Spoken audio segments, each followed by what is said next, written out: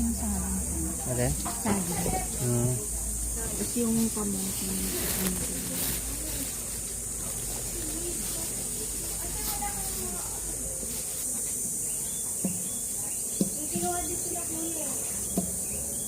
Mamaya pag mayroon ng sagot, mas makulay.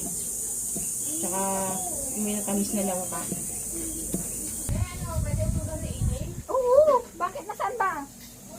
Saka kwarto. Naglalaro sa loob, kwarto. Ay na? Hmm.